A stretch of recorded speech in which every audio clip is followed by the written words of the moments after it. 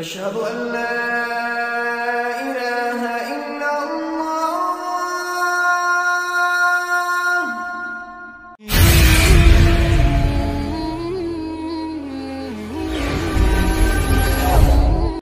إن الحمد لله نحمده ونستعينه ونستغفره ونؤمن به ونتوكل عليه ونعوذ بالله من شرور أنفسنا ومن سيئات أعمالنا من يهده الله فلا مضل له ومن يضلله فلا هادي له وأشهد أن لا إله إلا الله وحده لا شريك له وأشهد أن محمدا عبده ورسوله صلى الله تعالى عليه وعلى آله وصحبه أجمعين. আল্লাহ সুবহানাহু ওয়া তাআলার মহান দরবারে শুকরিয়া জ্ঞাপন করছি, যিনি আমাদেরকে অত্যন্ত মেহেরবানি করে অত্যন্ত ভালোবেসে আজকের এই তারবিয়াতি মজলিসে আসার তৌফিক এনায়েত করেছেন। এজন্য বলি আলহামদুলিল্লাহ। আমাদের এই তারবিয়া মজলিসের মূল উদ্দেশ্য হচ্ছে এই সমাজে আমরা লক্ষ্য করছি দুটো জিনিসের খুবই অভাব। একটি হচ্ছে তাওহীদের আকীদা তথা কোরআন এবং সুন্নাহর সহি আকীদা, এটার অভাব। এক্ষেত্রে অনেকেই দাবি করে তাওহীদের দাওয়াত পেশ করে।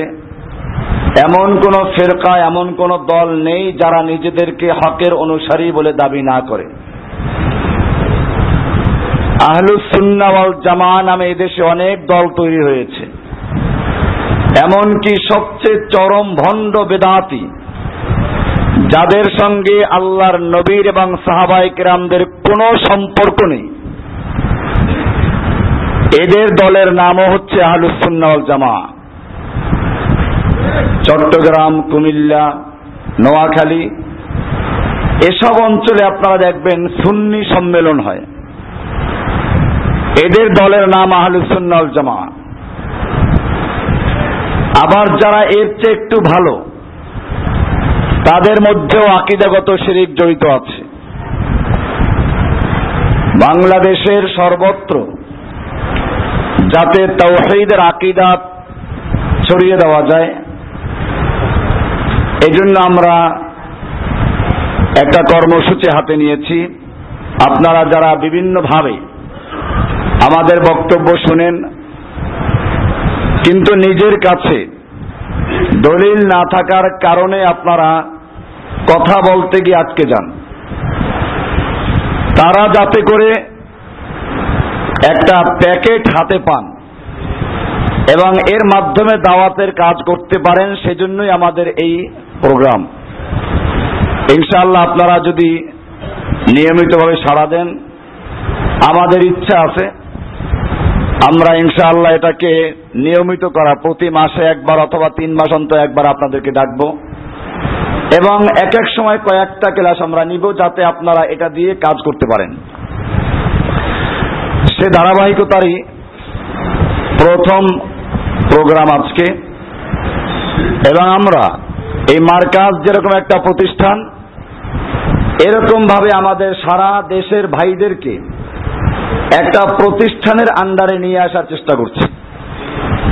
এটা কোনো দল হবে না, কোনো ফিরকা তৈরি করা না, বরং আমাদের একটা প্রতিষ্ঠান আমরা করছি আপনাদের জন্য, ভ্রাম্যমান প্রতিষ্ঠান, যার ছাত্র হবেন আপনারা সারা বাংলাদেশের না সারা দুনিয়ার মুসলিম ভাইয়েরা। এটার নাম হবে institute of Islamic education and research, সংক্ষেপে IIER। তো আপনারা এটা দেখতেই পাচ্ছেন। মূলত এটার মাধ্যমে আমরা চেষ্টা করব সারা দেশে যারা আমাদের সঙ্গে কাজ করতে আগ্রহী তাদেরকে ঐক্যবদ্ধ রাখা। এবং এটার জন্য আপনারা ভর্তি ফরম পাবেন। এটা জোহরের পরে আমরা বিতরণ করব, তখন আপনাদেরকে বিস্তারিতভাবে বলা হবে। তো এখন আমরা যে বিষয়টা আলোচনা করছি, আমাদের 4টা ক্লাস হবে এখন।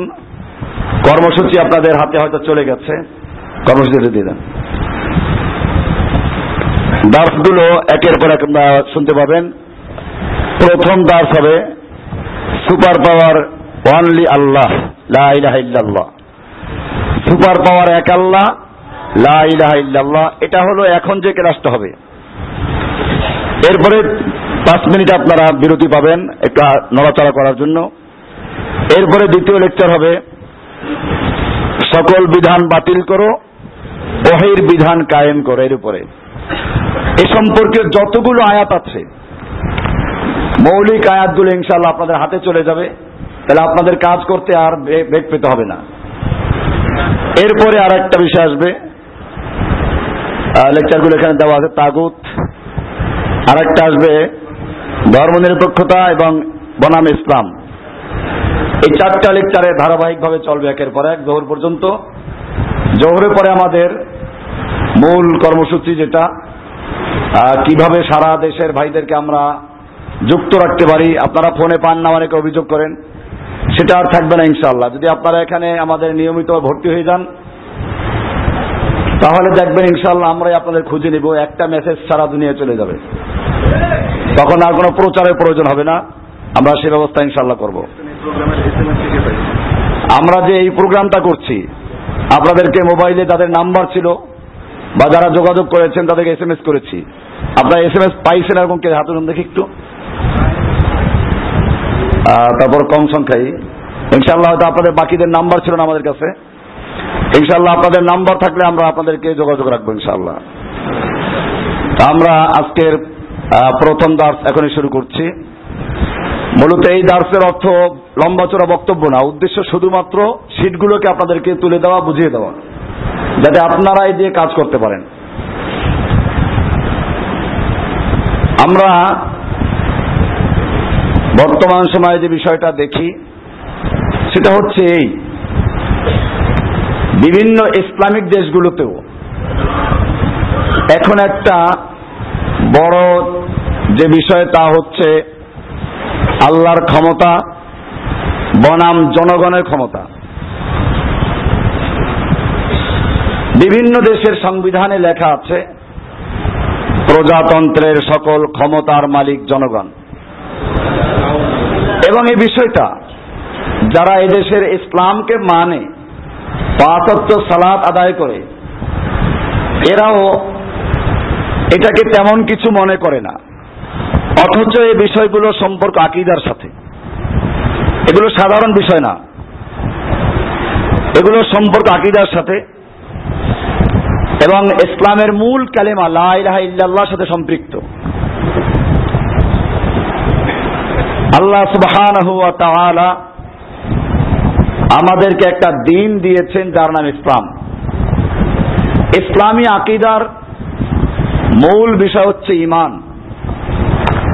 কোরআনের শুরুতে আল্লাহ তাআলা বলেছেন যালিকাল কিতাবু লা রাইবা ফীহি হুদাল লিল মুত্তাকিন। এই মুত্তাকিনদের সংজ্ঞা দিয়েছেন 5টা আয়াতে। এর মধ্যে প্রথমটাই বলা হয়েছে আল্লাযীনা ইউমিনুনা বিল গায়ব, যারা আল্লাহকে না দেখে বিশ্বাস করে। আর আমাদের দেশে দেখবেন অমুকে আল্লাহকে দেখলো কেউ 100 বার, কেউ 99 বার, কেউ 80 বার। আরে আল্লাহ তাআলা বললেন ইউমিনুনা বিল গায়ব, না দেখে যারা বিশ্বাস করে। আর এরা দেখে বিশ্বাস করতে হবে। তো যাই হোক, ঈমান হচ্ছে ইসলামী আকীদার মূল ভিত্তি। আর ঈমানের মূল ভিত্তি হচ্ছে তাওহীদ। ঈমানের মূল ভিত্তি কি? এবং এই তাওহীদের মূল কথাই হচ্ছে সকল ক্ষমতার মালিক আর ক্ষমতার মালিক যে, তার অধিকার থাকে আইন দেওয়ার। এই জন্য আমাদের দ্বিতীয় লেকচার হবে এর পরেরটা। ক্ষমতা যদি না থাকে তাহলে তার কথা কেউ মানবে না। একটা কোম্পানিতে 1000 কর্মচারী আছে, আপনি কোম্পানির মালিক, কিন্তু কেউ আপনাকে চিনে না। আপনি গিয়ে যখন সেখানে বিভিন্ন নির্দেশ দেওয়া শুরু করলেন, লোকেরা আপনার জন্য পাবনা যাওয়ার গাড়ি তৈরি করলো। যে লোকটা পাগল, তাকে পাবনা পাঠাই। এর মধ্যেই কোম্পানির ম্যানেজার আসলো, যে আপনাকে চিনে। সে এসে বলল, ভাইরা, এই যে লোকটা, ইনি হচ্ছেন আমাদের এই কোম্পানির মালিক। অবস্থা কি হবে এখন? এখন সবাই সে যা বলে কান দিয়ে শুনবে, মানার জন্য প্রস্তুত হবে। কারণ হচ্ছে এই, এখন সবাই বুঝলো যে এই ক্ষমতার মালিক কে, না ওই কোম্পানির মালিক, এই লোকটা মালিক। এখন সে ওখানে যা বলবে ওটা আইন। তো ঠিক এরকম ভাবে আমাদেরকেও বুঝতে হবে যে এই যে আসমান জমিন চন্দ্র সূর্য গোটা সৃষ্টি, এই কোম্পানির একজন মালিক আছেন, সেই মালিককে আমাদের চিনতে হবে। সেই মালিককে, এই মালিক যখন আমরা চিনতে পারবো তখন বুঝবো যে সমস্ত ক্ষমতার মালিক আল্লাহ। এই জন্যই আমরা কোরআন হাদিস থেকে দেখবো যে ক্ষমতার মালিক আসলে কে, জনগণ নাকি আল্লাহ। কোরআনের সূরা আলে ইমরান 3 নম্বর সূরার 26 নম্বর আয়াত আল্লাহ বলছেন, কুলিল্লাহুম্মা মালিকাল মুলক তুতিল মুলকা মান তাশাউ ওয়া তানজিউল মুলকা মিম্মান তাশা ওয়া তুইজ্জু মান তাশাউ ওয়া তুযিল্লু মান তাশাউ বিয়াদিকাল খায়র ইন্নাকা আলা কুল্লি শাইইন কাদির। আপনারা তেলাওয়াতটাও ঠিক করে নেবেন, কারণ আজকের এই কর্মসূচি আমাদের কোনো ওয়াজ মাহফিল না যে আমি বলবো আপনারা কেবল শুনবেন। আজকের এটা হচ্ছে আপনাদের দায়ীদের জন্য একটা প্রশিক্ষণ কোর্স। আয়াতগুলো ঠিক মতো পড়ে নেবেন, অর্থটা ভালো করে জানবেন। কুল মানি বলো, আল্লাহুম্মা মালিকাল মুলক, হে আল্লাহ সকল ক্ষমতার মালিক, মালিকাল মুলক, তুতিল মুলকা মান তাশাউ, তুতি মানে তুমি দান করো, আল মুলকা মানে ক্ষমতা, রাজত্ব, ক্ষমতা, মান মানে যাকে, তাশাউ তুমি ইচ্ছে করো, ওয়া তানজিউল মুলকা মিম্মান তাশাউ এবং তুমি যার থেকে ইচ্ছা ক্ষমতা ছিনিয়ে নাও, ওয়া তুইজ্জু মান তাশাউ, তুইজ্জু মানে ইজ্জত দান করো, মান তাশাউ তুমি যাকে ইচ্ছে করো, ওয়া তুযিল্লু মান তাশাউ এবং তুমি যাকে ইচ্ছে করো তাকে অপমান করো, বিয়াদিকাল খায়রু সমস্ত মঙ্গলের চাবিকাঠি তোমারই হাতে, তোমারই হাতে, আল খায়র মানে কল্যাণ, ইন্নাকা আলা কুল্লি শাইইন কাদির নিশ্চয়ই আপনি সবকিছুর উপরে ক্ষমতাবান। তাহলে শুরুতেই বলা হলো মালিকাল মুলক, সমস্ত ক্ষমতার মালিক কে? আল্লাহ সুবহানাহু ওয়া তাআলা। এমনি ভাবে কোরআনের আরেকটি আয়াত সূরা আল মুলক 67 নম্বর সূরার প্রথম আয়াত, আল্লাহ সুবহানাহু ওয়া তাআলা বলছেন, তাবারাকাল্লাযী বিয়াদিহিল মুলকু ওয়া হুয়া আলা কুল্লি শাইইন কাদির। এই আয়াতে আল্লাহ তাআলা বলছেন, তাবারাকাল্লাযী বিয়াদিহিল মুলকু, বরকতময় তিনি যার হাতে সর্বময় কর্তৃত্ব, সব ক্ষমতা, কর্তৃত্ব কার হাতে? আল্লাহর হাতে। এরপরে বলছেন ওয়া হুয়া আলা কুল্লি শাইইন কাদির, তিনি সবকিছুর উপরে ক্ষমতাবান। তাহলে এখানে পরিষ্কার হয়ে গেল সমস্ত ক্ষমতার মালিক কে? আল্লাহ। ক্ষমতার মালিক জনগণ হতেই পারে না, কোনো মানুষ হতে পারে না। কেন হতে পারে না? আমরা দেখব পৃথিবীর বড় বড় রাষ্ট্রবিজ্ঞানী যারা ছিলেন তারা সার্বভৌম ক্ষমতার কি সংজ্ঞা দিয়েছেন। সার্বভৌম ক্ষমতা বলতে কি বুঝায় আমরা এটা আগে যাচাই করব। যাচাই করে তারপরে দেখব যে ওই ক্ষমতা কারো মধ্যে পাওয়া যায় কিনা।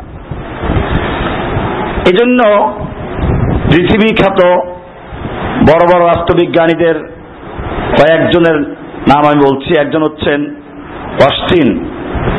তিনি এর সংজ্ঞা দিয়েছেন যে সার্বভৌম বলা হয় চূড়ান্ত, চরম, অসীম, অবাধ, অবিভাজ্য, হস্তান্তরযোগ্যহীন, শাস্তি প্রয়োগে সম্পূর্ণ ক্ষমতাবান, এরকম ক্ষমতাকে বলা হয় সার্বভৌম ক্ষমতা।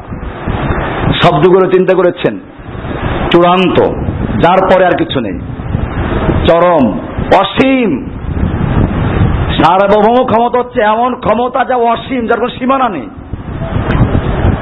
অবাধ, যার কোনো বাদ নাই, অবিভাজ্য, ভাগাভাগি করা যায় না, অংশীদারিত্ব থাকবে না, যার ক্ষমতার মধ্যে কোনো অংশীদারিত্ব নেই, ভাগাভাগি নেই, হস্তান্তর যোগ্যহীন। এই ক্ষমতা একজোড়া থেকে আর একজনকে দেওয়া যায় না, হস্তান্তর করা যাবে না। এরপরে শাস্তি প্রয়োগে পূর্ণ ক্ষমতাবান, যে অন্যায় করে তার পূর্ণ শাস্তি দিতে পারে, এরকম ক্ষমতার নাম হচ্ছে কি? সার্বভৌম ক্ষমতা। এর কোনটা কি মানুষের আছে? লাস্টেরটাই ধরেন, শাস্তি প্রয়োগে সম্পূর্ণ ক্ষমতাবান। একজন মানুষ 100 লোককে খুন করলো, শিকদার কি জেনেছিল? এরশাদ শিকদার। ধরুন 100 মানুষকে খুন করলো, মানুষ তার বিচার করলো, একবার ফাঁসি দিল। কয়টা খুনের বিচার করলো? একটা খুনের বিচার করলো। বাকি 99টা যে খুন করলো তার বিচার করবে কি? অপরদিকে একজন মানুষ খুব বড় কাজ করলো, মানুষ তাকে একটা বড় পুরস্কার দিল, পৃথিবীর সবচেয়ে বড় দামি পুরস্কার, নোবেল পুরস্কার দিল। তো কি হলো? এর বেশি আর কিছু করার নেই। মানুষ তাহলে যথাযোগ্য শাস্তি দানেও ক্ষমতাবান নয়, আবার যথাযোগ্য পুরস্কার দানেরও ক্ষমতা রাখে না। আমরা এক একজনকে নিয়ে আলোচনা করব। এরপরে বার্জেস আর একজন রাষ্ট্রবিজ্ঞানী, গ্রাটিয়াস আছে একজন, তার কথা হচ্ছে সার্বভৌমত্ব হচ্ছে চূড়ান্ত রাজনৈতিক ক্ষমতা। উনি আর একটু সীমা দিয়ে দিয়েছেন যে চূড়ান্ত রাজনৈতিক ক্ষমতা। এরপরে আর একজন হচ্ছেন বার্জেস, তার মতে মৌলিক, চরম ও অসীম ক্ষমতা। এরকম টমাস হবস তিনি বলেছেন চরম, অবিভাজ্য, তারপর হস্তান্তরবিহীন ক্ষমতা। এরকম আর একজন রাষ্ট্রবিজ্ঞানী রুশো, তার মতে চরম, অবিভাজ্য, হস্তান্তরযোগ্যহীন, ঐক্যবদ্ধ, স্থায়ী ক্ষমতা। জাবোদা, তার মতে সার্বভৌম ক্ষমতা হচ্ছে চূড়ান্ত ও চিরন্তন ক্ষমতা, যা কোনোভাবেই আইনের দ্বারা সীমাবদ্ধ নয়। এটা খুব গুরুত্বপূর্ণ কথা, যে আইনের দ্বারা সীমাবদ্ধ নয়। এখন যদি আপনারা দেখেন এই যে কথাগুলো বলা হলো, এরকম ক্ষমতা আসলেই কোনো মানুষের আছে কিনা? আমরা সেদিকে যদি যাই তাহলে দেখবো যে এরকম ক্ষমতা আসলে কারো নেই। সার্বজনীন, দেশ, কাল, বর্ণ নিরপেক্ষ, সকলের সকল স্থানের সকল মানুষের বাহ্যিক ও অভ্যন্তরীণ সহজাত কল্যাণমুখী গুণের ক্রমাগত বিকাশ সাধনা আইন কেবল উল্লিখিত গুণ বৈশিষ্ট্যের অধিকারী কিংবা তার চাইতে উচ্চতর ও মহান গুণাবলী সম্বলিত সার্বভৌম ক্ষমতার পক্ষেই সম্ভব। মানে এইরকম যে ক্ষমতা রাখে তার পক্ষে সম্ভব মানুষের সত্যিকার অর্থে কল্যাণমূলক বিধান দেওয়া। আর এরকম যে ক্ষমতাগুলো বলা হলো, এগুলো কোনো মানুষের নেই, আছে কার? একমাত্র আল্লাহ সুবহানাহু ওয়া তাআলা। এইজন্য মানুষ প্রথমে লা ইলাহা ইল্লাল্লাহ বলে সমস্ত ক্ষমতাকে ত্যাগ করে এক কেন্দ্রিক ক্ষমতার মধ্যে চলে আসে, সেটা হচ্ছে লা ইলাহা ইল্লাল্লাহ। এজন্যই যুগে যুগে আল্লাহ সুবহানাহু ওয়া তাআলা যত নবী এবং রাসূল প্রেরণ করেছেন তাদের সকলেরই দাওয়াত ছিল একটাই।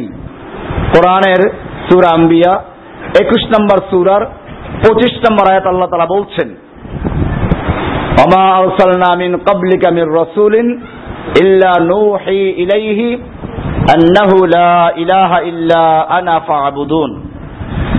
আল্লাহ সুবহানাহু ওয়া তাআলা বলছেন যে আমি আপনার পূর্বে এমন কোন রাসূল পাঠাইনি যার প্রতি আমি এই ওহী নাজিল করিনি যে আমি ছাড়া আর কোনো ইলাহ নেই, অতএব তোমরা আমারই ইবাদত করো।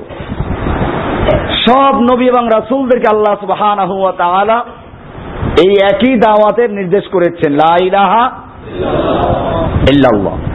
আদম আলাইহিস সালামের কালেমা ছিল লা ইলাহা, এরকম ভাবে নূহ আলাইহিস সালামের কালেমা লা ইলাহা, ইব্রাহিমের কালেমা লা ইলাহা, এমনি ভাবে মূসার কালেমা লা ইলাহা, ঈসা আলাইহিস সালামের কালেমা লা ইলাহা, মুহাম্মদ সাল্লাল্লাহু আলাইহি ওয়াসাল্লামের কালেমা লা ইলাহা। লা ইলাহা ইল্লাল্লাহর কোনো পরিবর্তন নেই, রাসূলের পরিবর্তন আছে। লা ইলাহা ইল্লাল্লাহর কোনো পরিবর্তন নেই। কিয়ামত পর্যন্ত যত মুমিন দুনিয়াতে আসবে সকলের কালেমা লা ইলাহা, সব নবীর উম্মতের কালেমা লা ইলাহা ইল্লাল্লাহ। এটাই হচ্ছে ইসলামের প্রথম বক্তব্য। এটাকে বলা হয়েছে লা ইলাহা ইল্লাল্লাহ হচ্ছে জান্নাতের চাবি। এই সাক্ষীটাকে বলা হয়েছে সবচেয়ে বড় সাক্ষী। এই সাক্ষী আল্লাহ নিজে দিয়েছেন পবিত্র কোরআনের 3 নম্বর সূরা আল ইমরান এর 18 নম্বর আল্লাহ বলছেন, শাহিদাল্লাহু আন্নাহু লা ইলাহা ইল্লা হুয়া ওয়াল মালাইকাতু ওয়া উলুল ইলমি কায়িমান বিল কিসত। এখানে লক্ষণীয় বিষয় হচ্ছে এই, আজকে যদি মুসলিম জাতির একেবারে পাক্কা অনুসারীদেরকেও জিজ্ঞেস করা হয় যে ভাই বলুন তো কোরআনে এমন একটা সাক্ষীর কথা উল্লেখ আছে যে সাক্ষ্যটা স্বয়ং আল্লাহ নিজে দান করেছেন, কয়জন লোক উত্তর দিতে পারবে?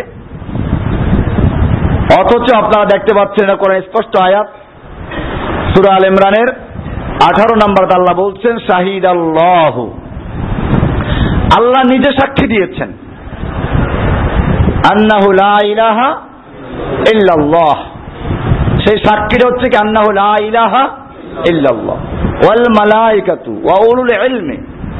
এই সাক্ষী দিয়েছেন সমস্ত মালায়েকারা, ওয়া উলুল ইলমি এবং সমস্ত ইলমওয়ালারা, জ্ঞানীরা।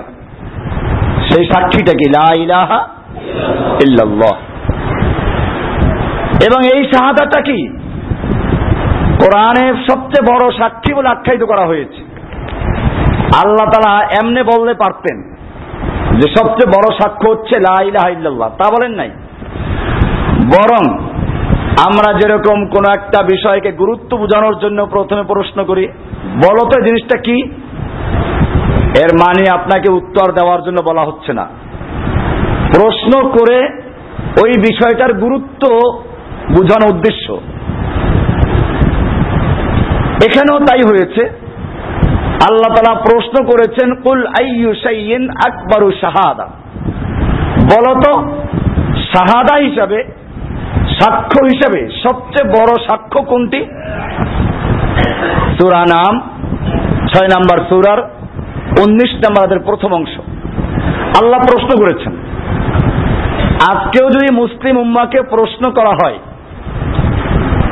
বলো তো সবচেয়ে বড় সাক্ষ্য কোনটি, কয়জন বলতে পারবে? ইল্লা মাশাআল্লাহ, যদি যারা এগুলো খেয়াল করে তারা হয়তো বলতে পারবে।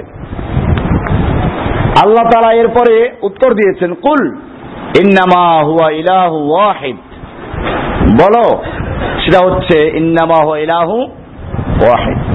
সেই বড় সাক্ষ্য হচ্ছে আন্নাহু ইলাহু ওয়াহিদ, এক আল্লাহ, এটা সাক্ষী দেওয়া। ওয়া ইন্নানি বারিউম মিম্মা তুশরিকুন, আর নিশ্চয়ই তোমরা আমার সঙ্গে যা শরীক করো, অংশীদার করো, আমি এগুলোর থেকে সম্পূর্ণরূপে মুক্ত, পবিত্র। এখানে পরিষ্কার হয়ে গেল যে এটা বড় সাক্ষ্য। এটাকে বলা হয়েছে এমন সাক্ষ্য যা আল্লাহ নিজে দিয়েছেন। এবারে আমরা আসব সাক্ষ্য কাকে বলে, এটা আপনারা এখানে ব্যাখ্যা দিয়ে দিবেন। শাহাদা কাকে বলে? শাহাদা বলা হয় কোন জিনিস বুঝে শুনে অন্তরে বিশ্বাস নিয়ে সাক্ষী দেওয়াকে, না বুঝে তোতা পাখির মতো বুলি আওড়ানোকে শাহাদা বলা হয় না। আপনারা জানেন এদেশের স্বাধীনতার পূর্ব মুহূর্তে অনেক হিন্দুরা এই কালেমা মুখস্থ করেছিল। এই জন্য কি তারা মুসলিম হয়ে গেছে?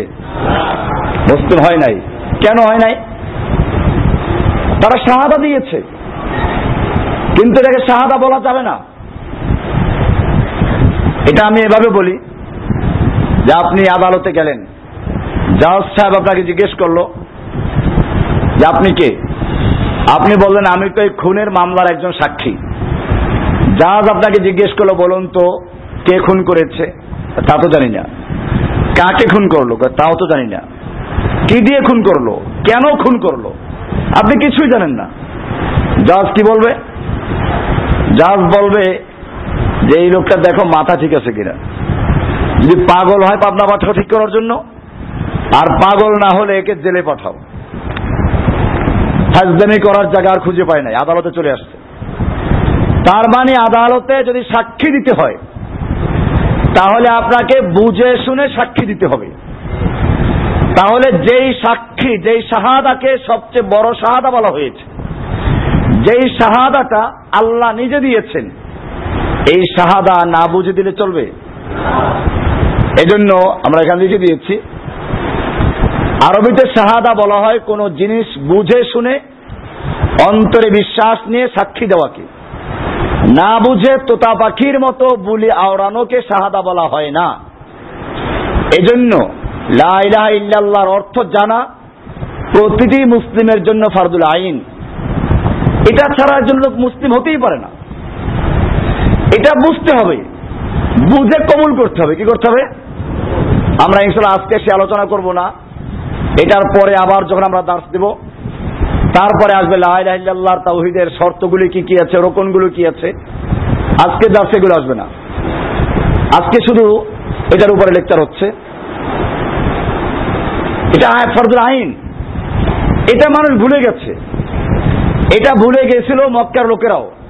মক্কার লোকেরাও লা ইলাহা ইল্লাল্লাহ পড়তো, একেবারে যে পড়তো না তা না। কিন্তু আপনি দেখবেন মক্কার লোকেরা হজ করত, এবং সে হজ করতে গিয়ে তারা লাব্বাইক পড়তো। আবার কিতাবুল হজের নতুন কাজ চলছে, ওটার মধ্যে আমি এই হাদিসগুলো দিয়ে দিয়েছি।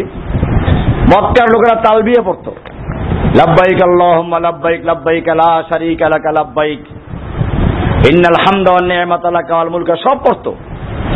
এই পর্যন্ত পড়ার পরে তারা আরেকটু যোগ করতো, ইল্লা শারীকান হুয়া লাক তামলিকুহু ওয়া মামালাক, এটা যোগ করতো। এজন্য ওরা যখন লাব্বাইক পড়তো, লাব্বাইকা লা শারীকা লাকা পর্যন্ত পড়তো, আল্লাহ রাসূল সাল্লাল্লাহু আলাইহি ওয়াসাল্লাম বলতেন কদ কদ কদ, থামো থামো থামো, আর না, সামনে বলো না, কারণ সামনের কথাগুলো শিরিক। তারা বলতো ইল্লা শারীকান হুয়া লাক তামলিকুহু ওয়া মামালাক। তবে কিছু শরীক আছে যে শরীকগুলোর মালিকও আপনি, এবং তারা যার ক্ষমতা রাখে তার মালিকও আপনি। অর্থাৎ আপনার অধীনে আরো কিছু শরীক ভাইয়া মাধ্যম আছে, এটা তারা বিশ্বাস করত। আমাদের এই সমাজেও এই আকীদা আছে। মক্কার কাফেরদের সামনে যখন লা ইলাহা ইল্লাল্লাহর দাওয়াতের জন্য নতুন করে আসলো,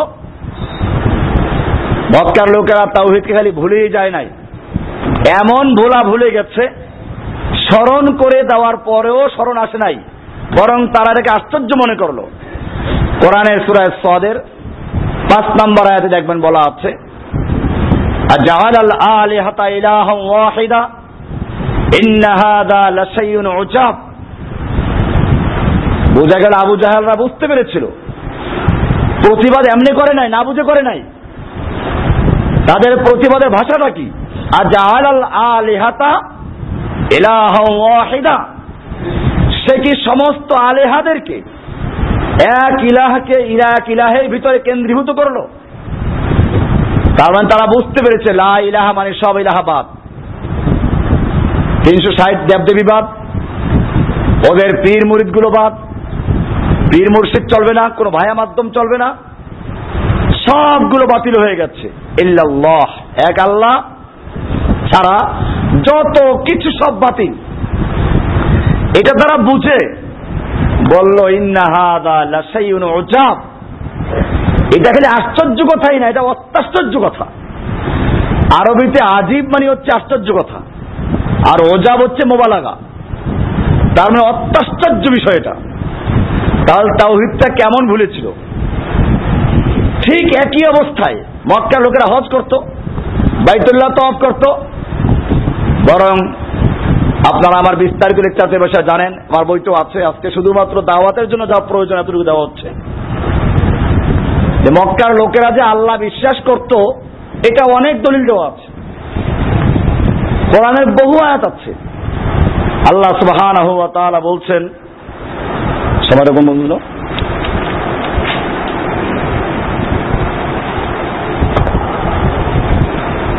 আল্লাহ সুবহানাহু ওয়া তাআলা বলছেন, ওয়ালা ইন সাআলতাহুম মান খালাকাস সামাওয়াতি ওয়াল আরদ লায়াকুলুন্না আল্লাহ। হে নবী, আপনি যদি ওদেরকে জিজ্ঞাসা করেন, মান খালাকাস সামাওয়াতি ওয়াল আরদা, কে সৃষ্টি করেছে আসমান এবং জমিন, লায়াকুলুন্না আল্লাহ, তারা বলবে সৃষ্টি করেছেন কে? আল্লাহ। এই বিষয়গুলো ওরা বিশ্বাস করত। বিস্তারিত দলিলগুলো আমার কিতাবুল ঈমানে আছে, কিতাবুল আকায়েদে আছে। ওয়ালা ইন সাআলতাহুম মান খালাকাস সামাওয়াতি ওয়াল আরদা ওয়া সাখখারাশ শামসা ওয়াল কমার, হে নবী, আপনি যদি ওই মক্কার আবু জাহেল, আবু লাহাব, মক্কার কাফেরদের জিজ্ঞেস করেন কে সৃষ্টি করেছে আসমান এবং জমিন, কে নিয়ন্ত্রণ করে চন্দ্র এবং সূর্য, লায়াকুলুন্না আল্লাহ, তারা বলবে সবকিছু করেন কে? আল্লাহ। এমনি ভাবে আপনি যদি ওদেরকে জিজ্ঞেস করেন, ওয়ালা ইন সাআলতাহুম মান নাযালা মিনাস সামাই মাআন ফাআহইয়া বিহিল আরদা মিন বাদি মাউতিহা লায়াকুলুন্না আল্লাহ, কে আসমান থেকে পানি বর্ষণ করে, ওই পানির মাধ্যমে মৃত্যু জমিনকে, একেবারে ফেটে চৌচির হয়ে যাওয়া জমিনকে আবার তরুতাজা করে ফসল উৎপন্ন করার জন্য জীবিত করে তার মধ্যে উর্বরতা দান করেন কে? লায়াকুলুন্না আল্লাহ, তারা বলবে কি? আমি বলে থাকি যে এর চেয়ে আরো জ্বলন্ত প্রমাণ এই যে আমাদের রাসূলের সাল্লাল্লাহু আলাইহি ওয়াসাল্লামের আব্বার নাম কি? আব্দুল্লাহ। আব্দুল্লাহ মানে কি? আল্লাহর বান্দা। আল্লাহর বান্দা যখন নাম রাখলো, নিশ্চয়ই সে আল্লাহকে বিশ্বাস করত। শুধু এ পর্যন্তই না, আব্রাহা যখন খানায় কাবা ভাঙতে আসলো, আব্দুল মুত্তালিবের কিছু উট, বকরি, ছাগল ধরে নিয়ে গেল তার সৈনিকেরা। মিনার শেষ প্রান্তে আব্রাহা তার মোবাইল সিংহাসন নিয়ে বসলো, তার বাহিনী ওখানে আছে। আব্দুল মুত্তালিব তার কাছে দেখা করতে গেলেন।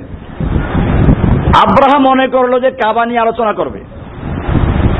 আব্রাহা বাদশাহ এমনি আব্দুল মুত্তালিব সম্পর্কে জানতো, মক্কার কুরাইশদের লিডার, প্রভাবশালী ব্যক্তি। এরপরে আব্দুল মুত্তালিবকে দেখার পরে আব্রাহা বাদশার ভিতরে একটা প্রভাব জন্মিল। তার সিংহাসন থেকে নেমে মাটিতে চাদর বিছিয়ে, চাটাই বিছিয়ে তারপর বসলো।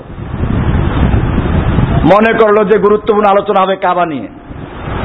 আব্দুল মুত্তালিব সরাসরি বললেন যে আমি এসেছি, শুনতে পেলাম আপনার লোকেরা আমার কিছু ভেড়া, বকরি, ছাগল ধরে নিয়ে এসেছে, ওগুলো ফেরত দাও।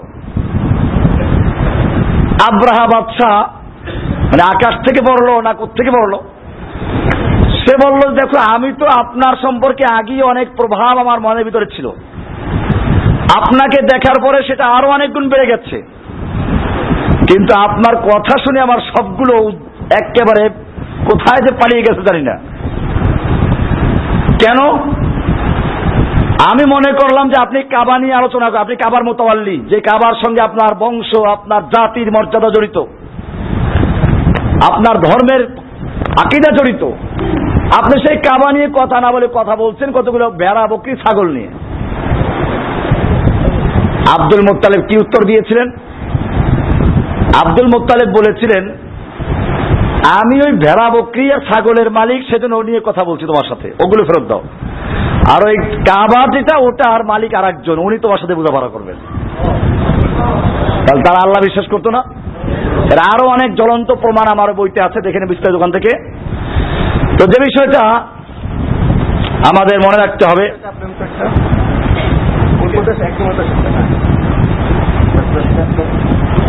আমাদের যে বিষয় মনে রাখতে হবে তা হচ্ছে এই যে আল্লাহ আছেন, একথা মক্কার কাফেররা বিশ্বাস করত, একথা বর্তমান যুগের ইহুদি খ্রিস্টানরা বিশ্বাস করে। এতটুকু বিশ্বাস করলেই চলবে না, আমাদেরকে লা ইলাহা ইল্লাল্লাহটা ভালো করে বুঝতে হবে, এটা বুঝে শুনে তারপর আমল করতে হবে। এজন্য কোরআনে বলা আছে, ফাআলাম আন্নাহু লা ইলাহা ইল্লাল্লাহ, ফাআলাম, জেনে নাও। কি জানতে বলেছেন? লা ইলাহা ইল্লাল্লাহর ইলম জানতে বলেছেন, ফাআলাম আন্নাহু লা ইলাহা ইল্লাল্লাহ। এখন আমরা লা ইলাহা ইল্লাল্লাহ বলতে কি বলছি, আমরা সে কথাগুলো আলোচনা করব।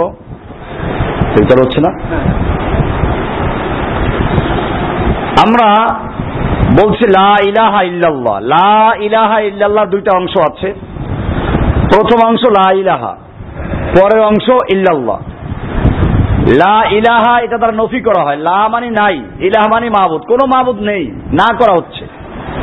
ইল্লা মানে আছে, ইসবাত বলে এটাকে।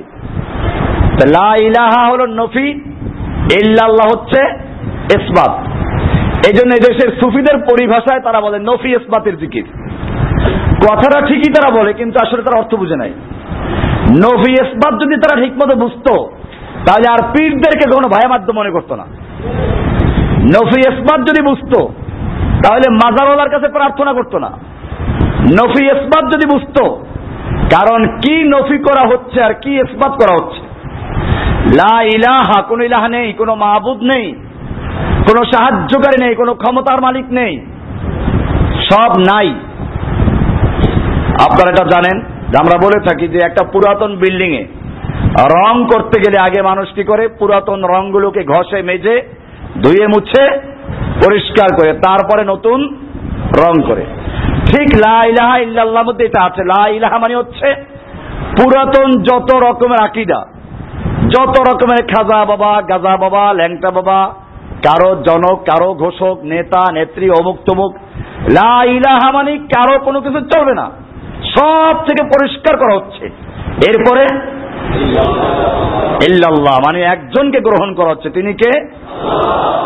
এখন আমরা কি বলছি? লা ইলাহা ইল্লাল্লাহ, আল্লাহ এক, একক, অনন্য, অদ্বিতীয়, এই কথা বিশ্বাস করা। এমনি ভাবে আল্লাহ ব্যতীত আর কাউকে সৃষ্টিকর্তা, প্রতিপালক, রিজিকদাতা, জীবন মৃত্যুর মালিক এবং রক্ষাকারী রূপে বিশ্বাস না করা। একমাত্র আল্লাহকেই সর্বজ্ঞানী, সর্বশক্তিমান, গায়েবের ব্যাপারে ওয়াকিফাল বলে বিশ্বাস করা, আর কাউকে এরূপ বিশ্বাস না করা। সর্বশক্তিমানকে, আর কারো কোনো ক্ষমতা নাই। এরকম ভাবে গায়েবের মালিক একমাত্র কে? কোন নবী, কোন রসুল, কোন ওলি, কোন টিয়া পাখি গায়েব জানে না। টিয়া পাখি দিয়ে ভাগ্য গণনা করায়। হ্যাঁ, আপনারা জানেন যে আমাদের এর উপরে বিস্তারিত বলা আছে। তো লা ইলাহার মানে হচ্ছে গায়েবের ব্যাপারে ওয়াকিফাল বলে একমাত্র আল্লাহকে বিশ্বাস করা। অন্যদেরকে আল্লাহ তাআলা যাকে যতটুকু জানায় সে ততটুকু। আপনাদের পরিষ্কার মনে রাখতে হবে এটা। আমরা যে বলি গায়েব জানে না, আবার অনেক ঘটনা আছে আল্লাহ নবী বলে দিয়েছেন, তাহলে এটা একটা সাংঘর্ষিক বিষয় হলো। বিষয়টা বুঝতে হবে, গায়েব জানেন না তার মানে কি? আল্লাহ যে অর্থে আলিমুল গাইব, কি বললাম? আল্লাহ যে অর্থে আলিমুল গাইব মানে নিজের থেকে নিজে সব জানেন, কারো জানানোর প্রয়োজন নেই, কোনো ভায়া নেই, কোনো মাধ্যম নেই।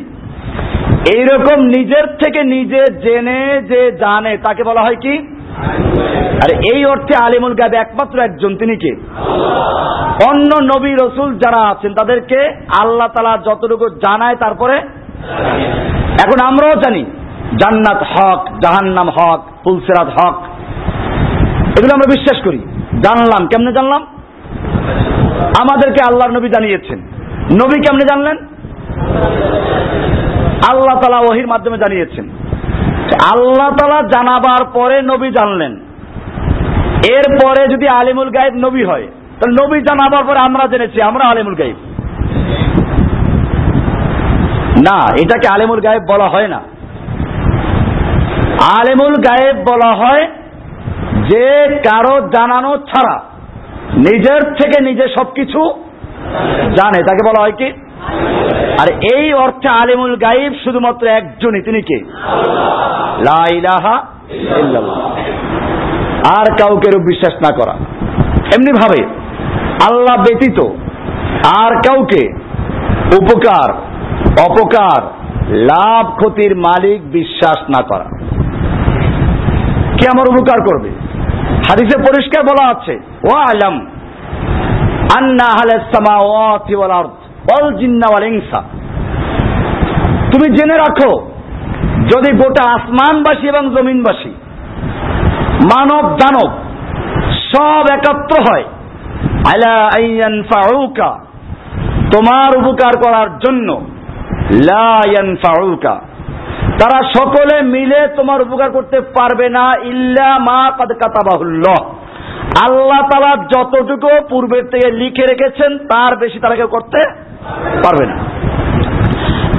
এরপরে আবার বলল আলাম ওয়ালাউ আন্না আহলাস সামাওয়াতি ওয়াল আরদ, পক্ষান্তরে যদি গোটা আসমানবাসী এবং জমিনবাসী এবং জিন ইনসান মানব দানব সব একত্র হয়, আলা আইয়াদুররুকা, তোমার ক্ষতি করার জন্য, তাহলে তারা সকলে মিলে অতটুকুই করতে পারবে যতটুকু আল্লাহ তাআলা আগের থেকে তোমার জন্য লিখে রেখেছেন।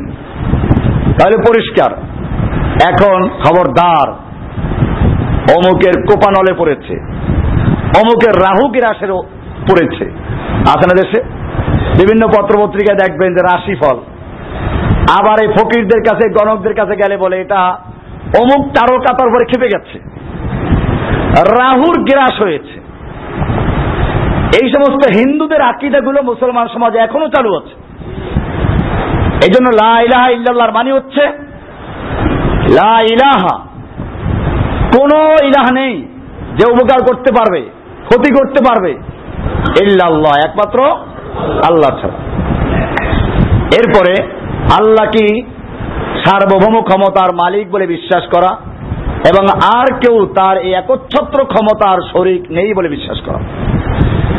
সমস্ত ক্ষমতার মালিককে, সার্বভৌম ক্ষমতার মালিক একমাত্র আল্লাহ। এটা আপনারা মানুষকে বুঝাবেন, নিজেরাও বুঝবেন।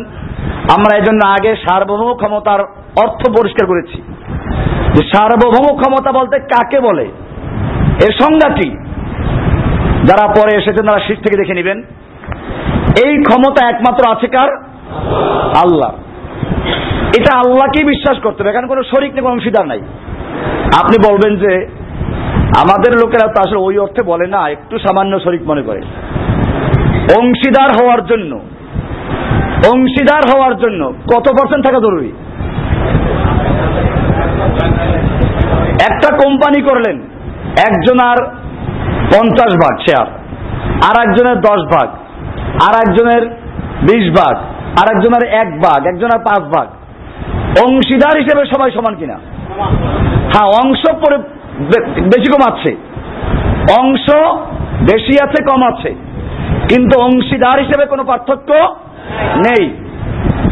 তো ঠিক এরকম ভাবে আল্লাহর ক্ষমতার মধ্যে যদি আপনি কাউকে 1% দিয়ে দেন, তাহলে আপনি কি করলেন? শিরিক করলেন। এই জন্য কোরআনের সূরা ইউসুফ এর 106 নম্বরে আল্লাহ তাআলা বলছেন, ওয়ামা ইউমিনু আকসারুহুম বিল্লাহি ইল্লা ওয়া হুম মুশরিকুন। ওয়ামা ইউমিনু আকসারুহুম বিল্লাহি, বেশিরভাগ লোকেরা আল্লাহর উপর ঈমান আনে না, ইল্লা, তবে ঈমান আনে কি অবস্থায়? অহুম মুশরিকুনা, শিরক যুক্ত অবস্থায়। তাহলে এখন আপনি এই আয়াতটাকে গবেষণা করেন, আর এই সমাজকে আপনি যাচাই করেন, গোটা দুনিয়ার মুসলিম উম্মাহকে যাচাই করেন, দেখেন আপনি কতজন লোক শিরিক মুক্ত আছে, কোনো না কোনো ভাবে অংশীদার বানাচ্ছে। কেউ 1%, কেউ 10%, কেউ 5%, কেউ 9%, এরকম ভাবে দেখা যায় শরীক বানাচ্ছে সকলেই। এই জন্য এখানে পরিষ্কার বলা হচ্ছে আল্লাহ তাআলা কি একমাত্র সার্বভৌম ক্ষমতার মালিক বলে বিশ্বাস করা এবং আর কেউ তার একচ্ছত্র ক্ষমতার শরীক নেই বলে বিশ্বাস করা। এরপরে আসুন, আল্লাহ ব্যতীত আর কাউকে রব, আইন বিধানদাতা বলে বিশ্বাস না করা, একমাত্র আল্লাহ কি রব, আইন বিধানদাতা বলে বিশ্বাস করা। আপনি বলবেন যে আমরা তো রব হিসেবে আল্লাহ কি মানি, এটা সকলেই দাবি করে। আমরা তো বলি যে না, এই দেশের রব অনেক রব আছে। কোরআনে আল্লাহ তাআলা বলছেন, ইত্তাখাযু আহবারাহুম ওয়া রুহবানাহুম আরবাবাম মিন দুনিল্লাহি। ইহুদি খ্রিস্টানদের সম্পর্কে আল্লাহ বলছেন যে ওরা ওদের আহবার এবং রুহবানদেরকে, ধর্মীয় বুজুর্গদেরকে, পণ্ডিতদেরকে আল্লাহর পরিবর্তে রব বানিয়েছে। আল্লাহর নবী একবার এই আয়াত তেলাওয়াত করছেন। এই মুহূর্তে আরবের যে প্রসিদ্ধ দানবীর হাতেম তাইর পুত্র আদি, কি নাম? আদি ইবনে হাতেম। উনি গেলেন আল্লাহর নবীর কাছে, তখনও তার গলায় সেই কুরুশ ঝুলতেছে। এই আয়াত শুনে তিনি বললেন যে ইয়া রাসূলুল্লাহ সাল্লাল্লাহু আলাইহি সাল্লাম, আমার কিছু আপত্তি আছে। আমি তো খ্রিস্টান ছিলাম, ইহুদি ধর্ম সম্পর্কে আমার ইলম আছে। ইহুদি খ্রিস্টানরা তাদের ধর্মীয় পণ্ডিতদেরকে, বুজুর্গদেরকে আল্লাহর পরিবর্তে রব বানায় নাই। তার মানে কোরআনের এই কথাটা ঠিক না। আল্লাহ রাসূল সাল্লাল্লাহু আলাইহি সাল্লাম কি বললেন? বলেন, আচ্ছা শোনো, তোমাদের ওই পণ্ডিতেরা, আলেমেরা যদি কোনো বিষয়কে বলে এটা হালাল, তোমরা হালাল মানো কিনা? হ্যাঁ, তা তো মানি। যদি বলে এটা হারাম, তো হারাম মানো কিনা? তা মানি।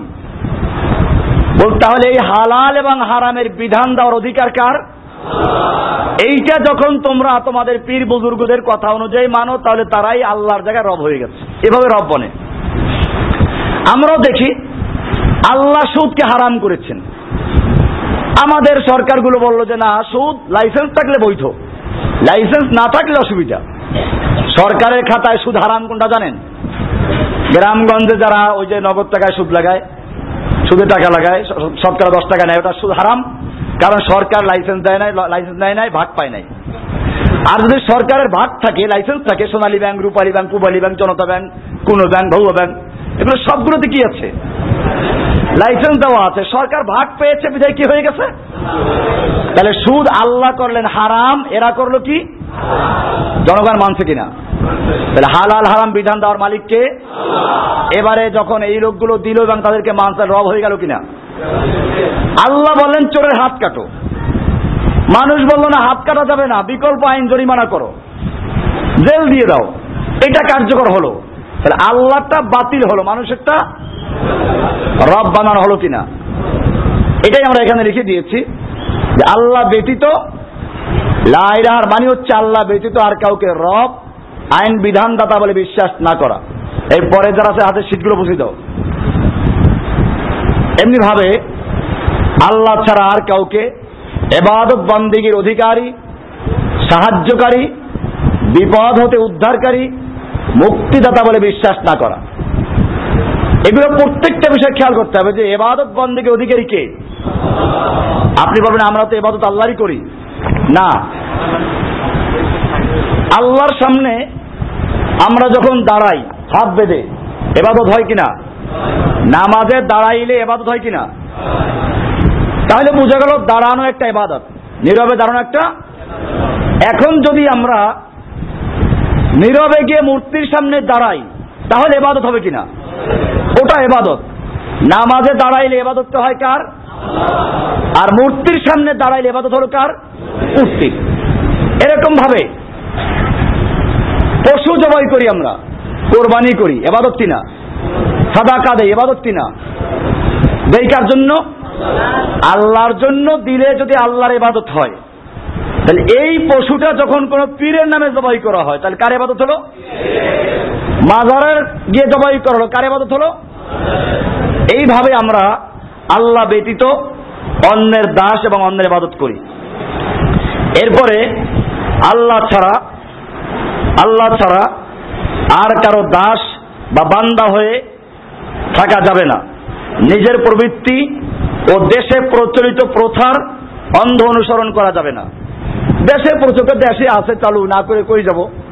এইটা তো মুসলিমের কথা না। মুসলিমের কথা হচ্ছে আল্লাহ তাআলা বলেছেন কিনা, হাদিসে আছে কিনা, এটা পরিষ্কার করে নেওয়া। তারপরে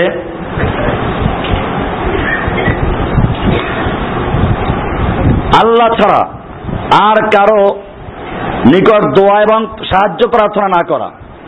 সাহায্য চাওয়া, ইয়া ওলি ইয়া গাউসু আগিসনি, ওহে গাউসুল আজম তুমি আমাকে সাহায্য করো, বিপদ উদ্ধার করো, এটা শিরিক। লা ইলাহার পরিপন্থী আকীদা। আমাদের দেশে দেখবেন, মহাখালী যেতে দেখবেন, মহাখালী গুলশান যেতে বাম পাশে একটা মসজিদ পড়ে, বড় মসজিদ, কি নাম? গাউসুল আজম বড় পীর আব্দুল কাদের জিলানী মসজিদ। মানুষ যে কত বড় শিরকে লিপ্ত। গাউস মানে হচ্ছে বিপদে সাহায্য করা, আর আজম মানে সবচেয়ে বড়।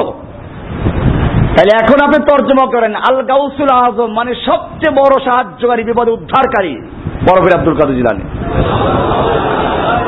এই নামে মসজিদ দিয়ে ইমামতি করার, মুয়াজ্জিনি করার, ইবাদত করার অর্থটা কি দাঁড়ায়? এরকম ইবাদত মক্কার মুশরিকরাও করত, কুফফাররাও করত। এই জন্য আল্লাহ তাআলা যথার্থই বলেছেন সূরা ইউসুফের 106 নম্বর আয়াতে, ওমা ইউমিনু আকসারুহুম বিল্লাহি ইল্লা ওয়া হুম মুশরিকুন। বেশিরভাগ লোকের আল্লাহর উপর ঈমান আনা সত্ত্বেও কি ওরা তো ঈমান আনে না, জিকির করে কেমনে?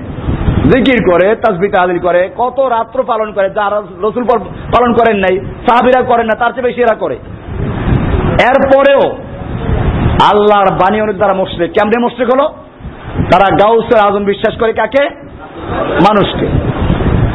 গাউসুল আজম, বান্দা নওয়াজ, গরিব নওয়াজ, খাজা গরিব নওয়াজ।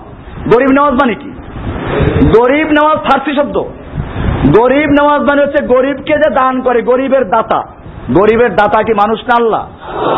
এগুলো প্রত্যেকটার সঙ্গে শিরক জড়িত আছে। সেজন্য আল্লাহ ছাড়া অন্য কারো নিকট দোয়া মানে প্রার্থনা করা, ওই একই অর্থ, এটা করা যাবে না।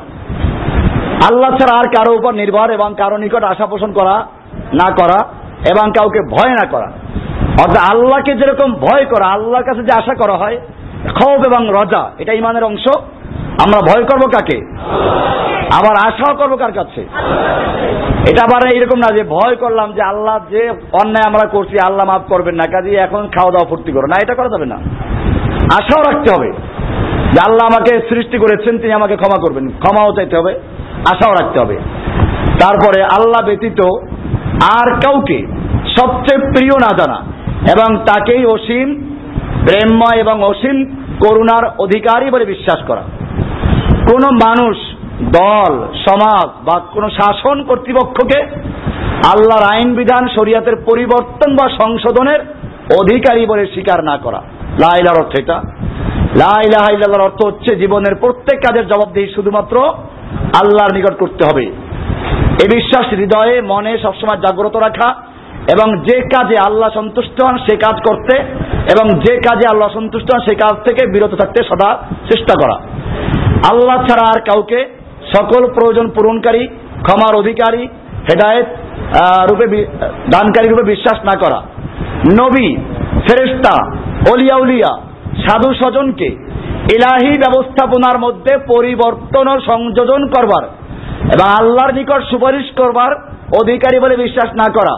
তবে সুপারিশ করার ক্ষেত্রে পরকালে শুধু যার জন্য অনুমতি হবে, যেমন নবী, ফেরেশতা, ঈমানদারগণ, তাদেরকে আল্লাহ অধিকার দেবেন, ওইখানে অনুমতি পাওয়ার পরে তারা সুপারিশ করতে, সেটা ওখানে আল্লাহর নবী সাল্লাল্লাহু আলাইহি ওয়াসাল্লাম নিজেও সিজদায় পড়ে যাবেন। আল্লাহর পক্ষ থেকে বলা হবে, ইয়া মুহাম্মদ, আপনার হাদিসটা লম্বা, বুখারীতে পড়বেন, দীর্ঘ হাদিস। কিয়ামতের মাঠে সবাই যাবে আদমের কাছে, আদম তুমি একটু সুপারিশ করে যেন হিসাব নিকাশ শুরু হয়ে যায়, আমরা কষ্ট সহ্য করতে পারছি না। উনি বলবেন যে আমি তো অন্যায় করেছিলাম, আমার দ্বারা হবে না আজকে। এক এক নবীর কাছে যাবে, শেষ পর্যন্ত যাবে আমাদের নবীর কাছে। তিনি বলবেন যে হ্যাঁ আমি এই কাজের জন্য, কিন্তু তাই বলে কি সুপারিশ শুরু করবেন না? হাদিস পড়বেন, আল্লাহ নবী সিজদায় পড়ে যাবেন আল্লাহর পারমিশন চাওয়ার জন্য। সিজদায় পড়ে আল্লাহর কাছে দোয়া করবেন। হাদিসে বলা আছে এমন দোয়া আল্লাহ নবী করবেন যে দোয়ার ভাষাগুলো আল্লাহ তাআলা তখন শিখাবেন। এরপরে আল্লাহর পক্ষ থেকে বলা হবে, ইয়া মুহাম্মদ ইরফা রাসাক, হে মুহাম্মদ তুমি মাথা উঠাও, ওয়াসআল তুতা, তুমি চাও তোমাকে দেওয়া হবে, ওয়াসফা তুশাফা, তুমি এবারে সুপারিশ করো, তোমার সুপারিশ গ্রহণযোগ্য হবে। এইটা বলার পরে আল্লাহর নবী সুপারিশ শুরু করবেন। তাহলে সুপারিশ করবে ওইখানে যাদেরকে পারমিশন দেওয়া হবে তাদেরকে। আবার সুপারিশ যে করবে আমার মুরিদ আমি সুপারিশটা নিয়ে যাবো, এটা এই সুযোগটা হবে না, বরং এটাও কোরআনে বলা আছে সুপারিশকারী নির্বাচন হবে কার পক্ষ থেকে? সূরা বাকারা ওই যে 255 নম্বর আয়াতে, সূরা আয়াতুল কুরসি পরিষ্কার বলা আছে, মান যাল্লাযী ইয়াশফাউ ইনদাহু ইল্লা বিইজনি, মান কে আছো সে, এটা আল্লাহর একটা ধমক। মান কে সেই বিশ্বাস, কে ওই খাজা বাবা, কে খাজা বাবা, মান দা কে সে ব্যক্তি, আল্লাযী ইয়াশফাউ ইনদাহু, যে আল্লাহর কাছে সুপারিশ করবে, ইল্লা বিইজনিহি, আল্লাহর অনুমতি ছাড়া ঠিকাদারি নিয়ে এনেছো। আপনারা আয়াত থেকে পড়বেন, মান যাল্লাযী ইয়াশফাউ ইনদাহু ইল্লা বিইজনি, কোন ব্যক্তি আছো যে আল্লাহর কাছে সুপারিশ করবে আল্লাহর হুকুম ছাড়া, আল্লাহর অনুমতি ছাড়া। এরপরে অনুমতি পাইয়া সুপারিশ করতে পারবে, তাও কার জন্য আবার? সেটাও কন্ডিশন দেওয়া থাকবে, ওয়ালা ইয়াশফাউনা ইল্লা লিমান ইরতাদা। আল্লাহ যাদের জন্য নির্বাচন করবেন তাদের জন্য, ঈমান যাদের আছে, শিরিক নাই, শিরিক ওয়ালাদের জন্য সুপারিশ করা যাবে না। এর জ্বলন্ত প্রমাণ আল্লাহর নবী তার চাচা আবু তালেবের জন্য সুপারিশ করতে পারবেন না। তাহলে কার জন্য সুপারিশ করবে? একটা ঠিকাদার নিয়ে নিল, লা ইলাহা পরে, এই জন্য বলছে লা ইলাহা আগে জানতে হবে। কাউকে আল্লাহর সন্তান, আল্লাহর আত্মীয়, আল্লাহর অংশীদার বা শরীক বিশ্বাস না করা, এই বিশ্বাস থাকতে হবে যে এই সব থেকে নিশ্চয় আল্লাহ মুক্ত এবং পবিত্র, যিনি একক, তার কোনো শরীক নাই। কুল হুয়াল্লাহু আহাদ আল্লাহুস সামাদ লাম ইয়ালিদ ওয়া লাম ইউলাদ ওয়া লাম ইয়াকুল লাহু কুফুয়ান আহাদ। এরপরে কোন বস্তু বা প্রাণীর মধ্যে মিশ্র বা অবিমিশ্র ভাবে আল্লাহর অস্তিত্ব বা অবতারত্ব স্বীকার না করা। যেমন হিন্দুরা রামকে ভগবানের অবতার বলে মনে করে, আমাদের মুসলমানরা মনে করে, ওই যে গান গায় না, মানবের রূপ ধরে এক নবী এলেন কি ধরাতে, মানবের রূপ ধরে, মানুষ না, আল্লাহ। এবং এটা সুফিদের পরিভাষার মধ্যে আছে, মোহাম্মদ খোদা নেহি, খোদা আছে জুদা নেহি। একথা বলে আল্লাহর নাম আহাদ, আমাদের নবীর নাম আহমদ, একটা মিমের পার্থক্য, মিম কা পর্দা। বাংলায় কবিতা আছে, মিমের পর্দা তুলে দে, আহমদের ওই মিমের পর্দা তুলে দে রে মন, দেখবি সেথায় করছে বিরাট আহাদ নিরঞ্জন। আহমদের মিমের পর্দাটা তুলে দাও, তাহলে আহাদ হয়ে যাবে। কি জাল হাদিস তৈরি করেছে, কয় যে আল্লাহ নবী বলেছেন আনা আরব বিলা আইন, আমি আরব তবে আইন ছাড়া। আইন ছাড়া রব হইলে কি রব হয়ে যায়? এই সমস্ত জাল হাদিসগুলো তৈরি করা আছে। আল্লাহ কারো মধ্যে, ওরা সুফিদের বইতে আছে, পানি যেরকম চিনি আর পানি একাকার হয়ে যায়, চিনিটা পানির সঙ্গে মিশে একেবারে একাকার হয়ে যায়, ঠিক এরকম বান্দা আল্লাহর ইবাদত করতে করতে আল্লাহর সঙ্গে মিশে যায়, এর মধ্যে আল্লাহর মধ্যে বান্দার মধ্যে পার্থক্য থাকে না। তখন বান্দা জিকির করে আনাল হক, আনাল হক, আমি আল্লাহ, আমি আল্লাহ। এই আকীদার প্রথম সূচনা করেছে মনসুর হাল্লাজ। এই জন্য এই দেশের সুফিরা পীরেরা সবসময় মনসুর হাল্লাজের কেসটা না করলে ওয়াজ হয় না। মনসুর হাল্লাজ একেবারে আল্লাহর সাথে মিশে গেছে, এগুলো শিরক আকীদা। এই জন্যই তো মনসুর হাল্লাজকে বাগদাদের সমস্ত আলেমরা ধরে জবাই করেছে। কি করেছে? আর সুফিরা তারপরে কি বানাইলো? তো জবাই করাবার রক্তে বলে আনাল হক, দিল আগুনে পোড়াইয়া ছাইতে বলে আনাল হক, দিল পানিতে ফালাইয়া পানি বলে আনাল হক। এরপরে বাগদাদ তলাইয়া যাওয়া শুরু করছে, সবাইকে মাপ চাইতে পানি থামিয়ে গেছে। নাটক, এর কোন ভিত্তি আছে? তারিকাল বেদায় ওয়ান নেহায়া দেখেন, মনসুর হাল্লাজ জীবনে দেখা আছে যে নাস্তিক ছিল, এটা মুরতাদ হয়ে গেছিল এই আকীদার কারণে। এই জন্য বাগদাদের সমস্ত আলেমরা তাকে এক হইয়া, বাগদাদের জায়গা বাগদাদ, তখন বাগদাদ ছিল ইলমের মারকাজ, মদিনার পরেই বাগদাদে ছিল ইলমের চর্চা সবচেয়ে বড় মারকাজ, সেখানের সমস্ত আলেমরা ঐক্যবদ্ধ হতে দিয়েছেন।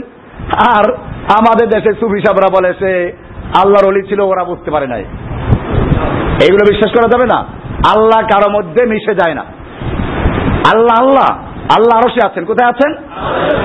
কোরআনে পরিষ্কার বলা আছে আর রহমান আল্লাহ আরশে ইস্তাওয়া, আর রহমান আল্লাহ আরশে সমাসীন আছেন। আল্লাহ প্রতি রাতে প্রথম আকাশে নেমে আসেন।